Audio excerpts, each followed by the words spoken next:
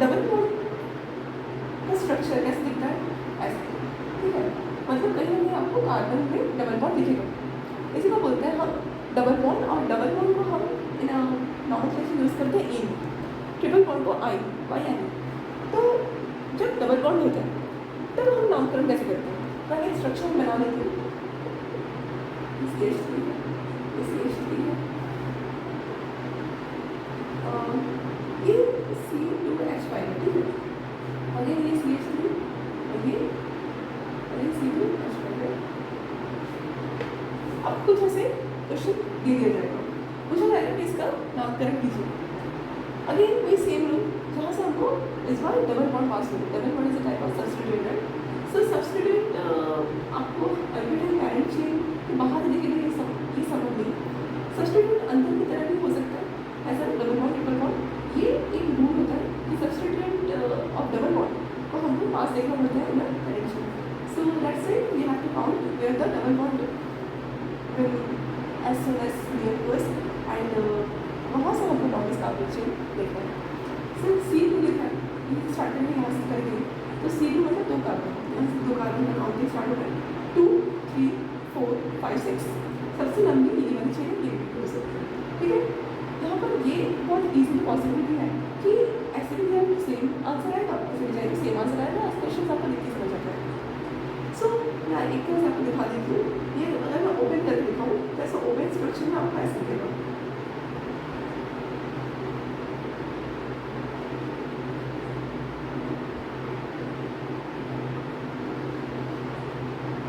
Right, यही आपको open structure है। और ओपन स्ट्रक्चर का अगर आप देखना चाहते हो कैसे होता है, मुझे नहीं लगता कि आपको इतना ओपन स्ट्रक्चर बनाना मतलब नहीं आता। मैं तो ऐसे दिखा दे रही हूँ आपको।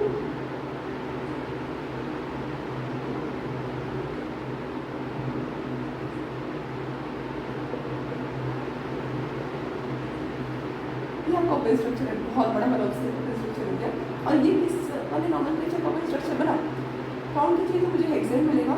पर हाँ, हेक्स एन नहीं लिखेंगे हम, क्योंकि यहाँ पर बीच में हमको एन मिल रहा है। कौन सा नंबर में एन मिल रहा है, 3 में, तो हम लिखेंगे हेक्स 3 राइट। और हमको 2 सब्स्टिट्यूट मिल रहे हैं फर्दर 1 और 2, मतलब 2 मिथाइल ग्रुप हमको मिल रहा है। तो यहाँ पर 3 यहाँ फॉर्मेशन होगा ऑफकोर्स, यहाँ पर 5 6 7 और ओके। एंड यहाँ पर हमको 3 और 4 में क्या मिल रहा है, क्या मिल रहा है, dimethyl, right. Dimethyl hex 3 is your answer. But ऐसे वाली पोजीशन के लिए हम कुछ एक पर्टिकुलर वर्ड यूज़ करना पड़ता है, जहाँ पर आपको सेम सब्स्टिट्यूएंट ऐसे आप देख सकते हो कि आमने सामने नहीं, ये ऐसे ऐसे मूव कर रहे हैं ऐसे। तो इस वाले पोजीशन को हम बोलते हैं कि आपको गलत पाती है। इस वाले पोजीशन को हमको बोलना पड़ता है सिस, जहाँ पर सेम आपको मतलब ऑपोजिट में लाइन करता हुआ नहीं दिखेगा, सेम सब्स्टिट्यूएंट मतलब यहाँ दिखाई है। तो ये हम पढ़ेंगे जब हम ऑप्टिकल आइसोमेरिज्म में पढ़ेंगे। और यहाँ तक आप यही समझते रहिए कि जब आपका सेम ग्रुप ऐसा ऑपोजिटली एक दूसरे से सामने लाइन नहीं करता, उसको हम बोलते हैं सिस पोजीशन। यहाँ पर मुझे कहते हैं CIS, सिस, ठीक है। ये आपका पर्टिकुलर आइसोमेरिज्म है फॉर द स्ट्रक्चर। यहाँ तक क्लियर हो गया। इस वाले स्ट्रक्चर को एक और तरीके से बनाया जा सकता है, जहाँ पर आपका वही आएगा आंसर, पर चेंज हो जाएगा सिस में। सिस को हम ट्रांस लिखेंगे। ट्रांसफॉर्मेशन किससे दिखता है आप लोग देख लीजिए, जहाँ पर आपका ये वाला स्ट्रक्चर कुछ ऐसे होता है, C2H5 समझ लीजिए, और ये आपका C2H5 सेम ग्रुप एक दूसरे के सामने ऑपोजिटली चिपके हैं। यहाँ CH3 है, यहाँ पे CH3 होगा, अब देख सकते हो।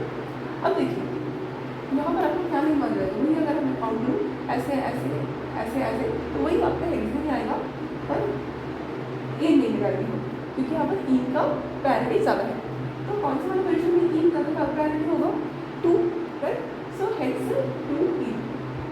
ऐसे भी जाएंगे तो 2 में ही आएगा, ऐसे भी जाएंगे तो 2 में ही आएगा। Hexene 2E and then you have to put where the substituents are attached in 3 and 4 position.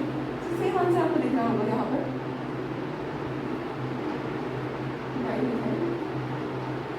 But यहाँ पर आपका सेम सब्स्टिट्यूएंट एक दूसरे सामने ऐसे लैटरली कर रहे हैं, ऑपोजिटली सेम दिख रहा है। सो हम इसके लिए क्या करेंगे, ट्रांस। सो बस ट्रांस और इसमें यही फर्क होता है। हम इसको और डिटेल पढ़ेंगे जब हम कोऑर्डिनेशन का पावर पढ़ेंगे, ठीक है। आपको यहाँ तक क्लियर हो गया? शरीर रख दो। और ऐसा क्वेश्चन करना है कि आपको होमवर्क भी क्या है, एक होमवर्क देती हूँ, ठीक है।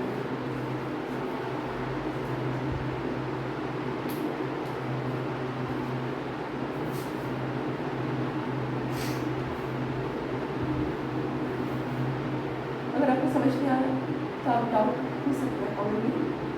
हेलो रेडी तो क्लियर? एक होमवर्क देती हूँ, कुछ भी देखते हैं आपको समझ में आ रहा है तो ऐसे क्वेश्चन दे दूँ।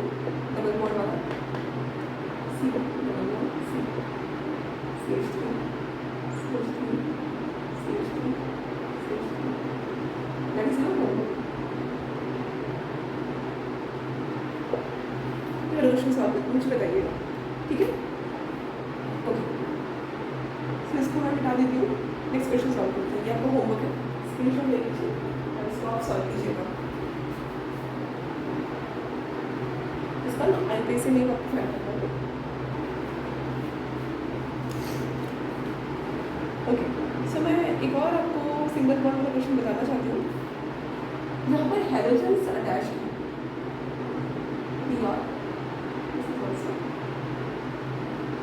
CL CL मतलब होता है क्लोरीन, CL मतलब होता है क्लोरीन।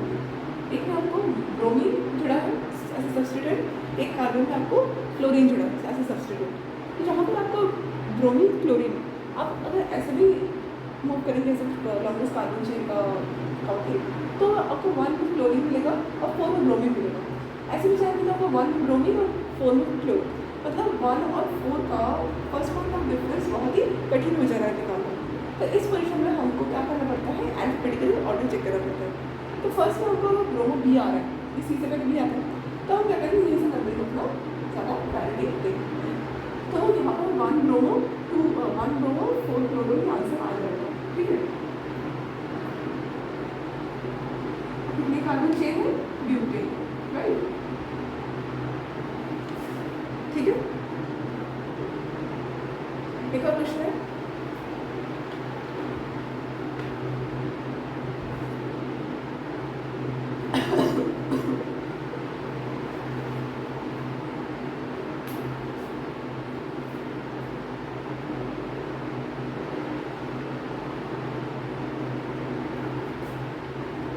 क्वेश्चन सॉल्व करते हैं। ये वाला क्वेश्चन कैसे होगा? देखिए बता दें, यहाँ पर ऐसे सॉल्व करेंगे तो 1 में मुझे क्लोरो और 4th पोजीशन में मुझे ब्रोमो मिल रहा है, राइट। 1 में क्लोरीन और 4th में ब्रोमो। यहाँ पर हम अल्फाबेटिकली नहीं चलेंगे क्योंकि 1 में हमको सबसे फर्स्ट जो है सब्स्टिट्यूएंट मिल जा रहा है, तो यहीं से आपको करेक्टली आंसर आ जाएगा, लेकिन तो जिन्होंने ऐसे काउंटिंग किया है उनके लिए वेरी गुड। और इसका पर जो नाम होगा वो डायरेक्ट ब्रोमो आ जाएगा, तो 4 bromo, right, then 1 chloro, then pentane. यहाँ तक आपको क्लियर हुआ? ऐसे क्वेश्चन सॉल्व करवाने से ना मतलब क्लैरिटी आती है, कंफ्यूजन दूर रहता है। क्लियर हो? नेक्स्ट क्वेश्चन सॉल्व करें।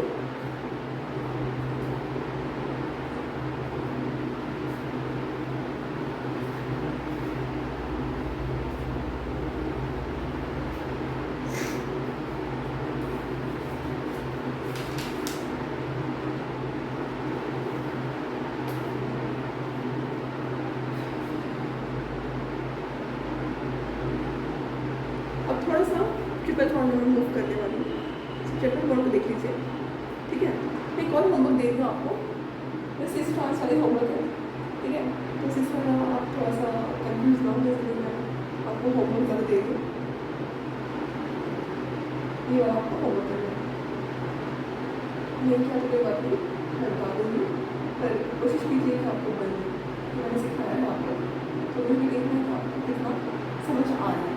तो फर्स्ट क्वेश्चन है, इसका उल्टा हो जाएगा एक क्वेश्चन।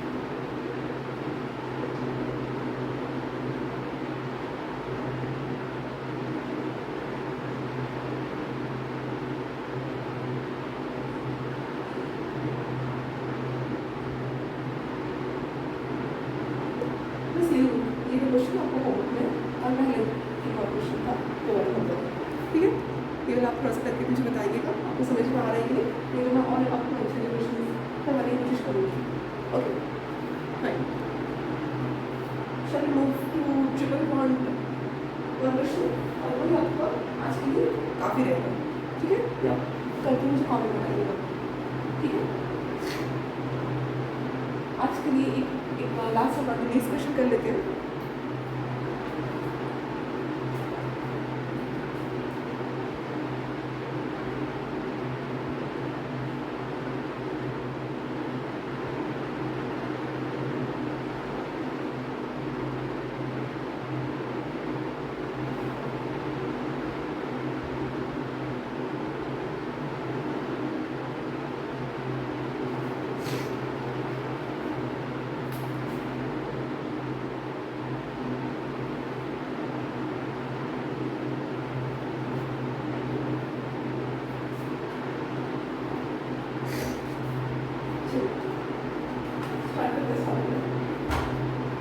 आप एक बार खुद से सॉल्व करने की कोशिश कीजिए. देखिए मैं आपको एक रूल बता देती हूँ. आपको डबल बॉन्ड और ट्रिपल बॉन्ड में प्रायोरिटी सेम रहती है. अब जहाँ से वो डबल बॉन्ड ट्रिपल बॉन्ड जहाँ से पास पड़े वहाँ से लॉन्गेस्ट कार्बन चेन को फाइंड कीजिए. पहले मैं लिख देती हूँ एक चीज़, दैट डबल बॉन्ड रहता ही है. डबल बॉन्ड अच्छे से लिखो. Double bond equal to triple bond in priority case.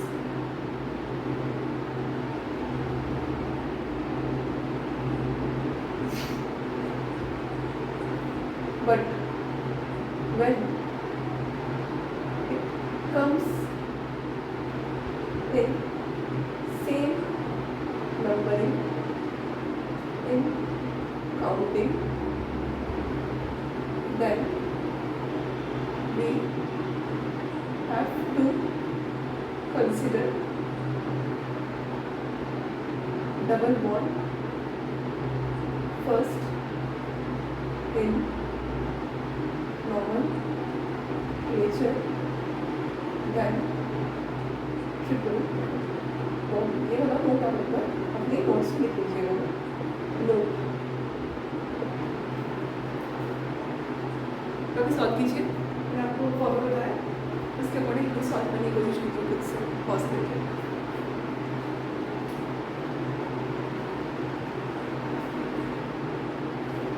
चलिए सॉल्व करते हैं. कहाँ से आपने स्टार्ट किया नंबरिंग करना? यहीं से करेंगे ऑफकोर्स, यहाँ नंबरिंग लिखा है, या फिर यहाँ से करेंगे. अब जहाँ से आपको ज़्यादा नॉलेज कार्बन चेन मिलेगा वहाँ से आप अपना पॉसिबिलिटी करने लगेंगे. अब देखिए, अगर मैं यहाँ से स्टार्ट करूँ तो 1 2 3 4 5 6 7 हेप्टेन मुझे मिल रहा है. ऐसे चलेंगे तो कितना मिलेगा? 1 2 3 4 5 6 7 मुझे हेप्टेन मिलेगा. अगर मैं यहाँ से स्टार्ट करूँ तो मुझे कितना मिलेगा? 1 2 3 4 5 6 7 हेक्सेन होगा. 1 2 3 4 5 6 7 मुझे हेप्टेन मिलेगा. ठीक है, ऐसे भी होगा. 1 2 3 4 5 6 7 8 9.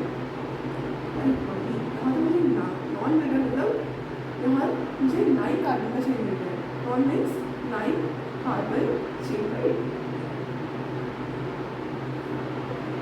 यहाँ 9 कार्बन का चेन मिल रहा है तो ये लॉन्गेस्ट होगा.